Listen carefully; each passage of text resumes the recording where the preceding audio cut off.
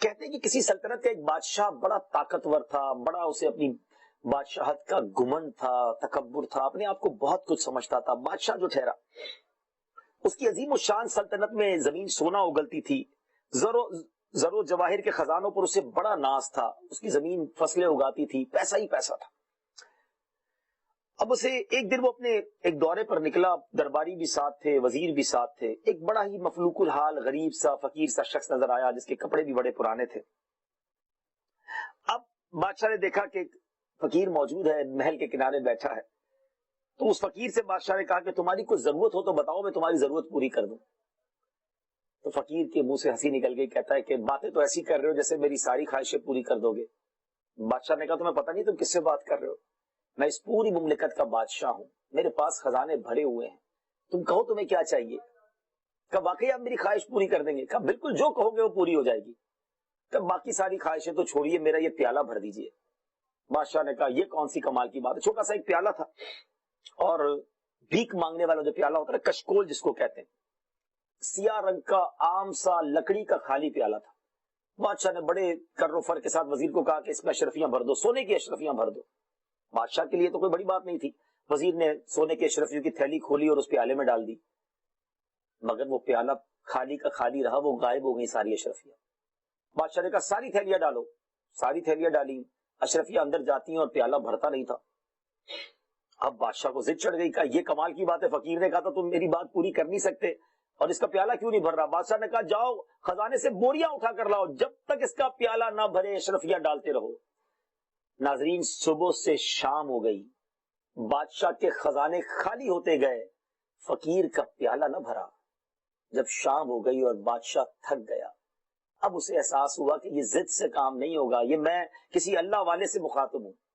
اب بادشاہ اس فقیر سے معافی مانگنے لگا کہ مجھے معاف کر دیں، مجھے احساس ہو گیا کہ آپ کچھ اونچی چیز ہیں، مجھے بتائیے اس پیالے میں ایسا ہے کیا کہ جو ڈال رہے ہیں وہ غائب ہی ہو رہا ہے، بھر ہی نہیں رہا ہے۔ اب جو فقیر نے جواب دیا نا ناظرین، یہ سننے والا جواب ہے۔ فقیر کہتا ہے اس میں کوئی خاص راز کی بات نہیں ہے، دراصل یہ پیالہ انسانی خواہشات سے بنا ہے، انسان کی خواہشات کبھی پوری نہیں ہو سکتی ہیں، جتنا چاہو ڈال دو، خواہشات اور تمناؤں کا پیالہ ہمیشہ خالی رہتا ہے، یہ ہمیشہ مزید کی طلب میں کھلا رہتا ہے۔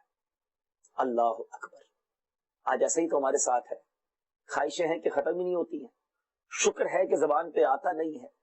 ذرا غور کریں نا، ہم اپنا تھوڑا سا بیک گراؤنڈ غور کرتے ہیں۔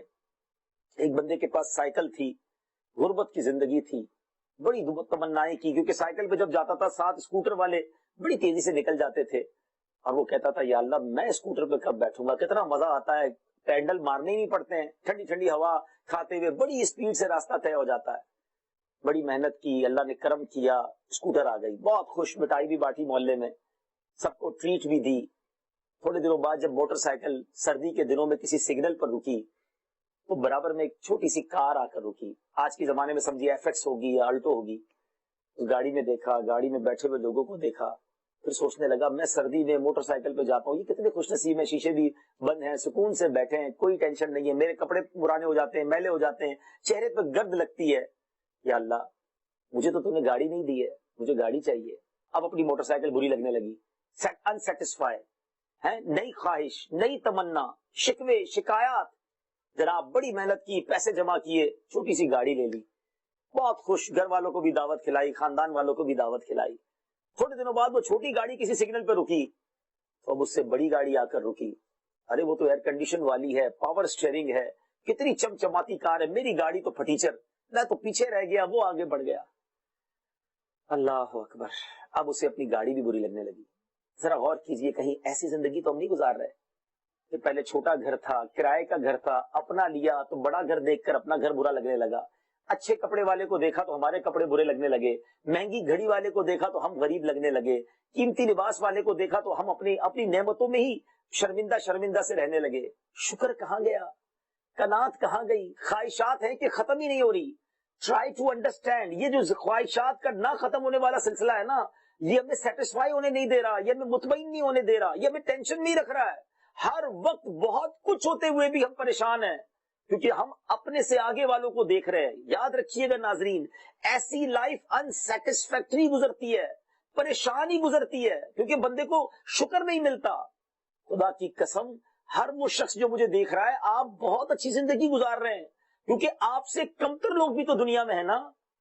مگر یہ پرابلم ہے کہ ہم اپنے سے آگے والے کو دیکھ رہے ہیں. برائے کرم اگر سکھ والی زندگی گزارنی ہے, سیٹسفائی لائف گزارنی ہے, مطمئن زندگی گزارنی ہے تو نعمتوں میں اپنے سے پیچھے والوں کو, اپنے سے کم والوں کو دیکھیں. آگے دیکھنا ہے تو نیکیوں میں آگے والے کو دیکھیں نا. ہم نے الٹا کر دیا ہے, ہم نیکیوں میں اپنے سے پیچھے والے کو دیکھتے ہیں, نعمتوں میں اپنے سے آگے والے کو دیکھتے ہیں اور پریشان رہتے ہیں. کوئی اگر کرائے کے گھر میں رہتا ہے اللہ کا شکر ادا کرے, یا اللہ تو نے گھر تو دیا ہے, کچھ لوگ تو روڈ پہ سوتے ہیں, روڈ پہ سونے والا اللہ کا شکر ادا کرے. یا اللہ آزاد تو ہوں, کچھ لوگ تو جیلوں میں پڑے ہوئے ہیں, ہاسپٹل کے بستروں پر بھی تو لوگ ہیں نا. اپنے ہاتھ سے کھانا تو ہم کھاتے ہیں, لوگ نالیوں کے ذریعے کھا رہے ہیں. کیوں شکر ادا نہیں کرتے؟ آج جس کے گھر میں ایک دن راشن نہیں پہنچا, کھانا نہیں ہے, یقیناً پریشانی ہے, مگر وہ بھی شکر ادا کرے کہ یا اللہ ایک دن کھانا نہیں کھلایا, کل انشاءاللہ تو عطا فرما دے گا, لیکن میں اس کرونا وائرس میں تو مبتلا نہیں ہوں, کینسر کا مرض تو نہیں ہے, گردے فیل تو نہیں ہے. اللہ نے بہت کچھ ہمیں دیا ہے, خواہشات ختم نہیں ہوں گی. جو دیا رب نے اس پر قناعت کر لو, زندگی مطمئن ہو جائے گی.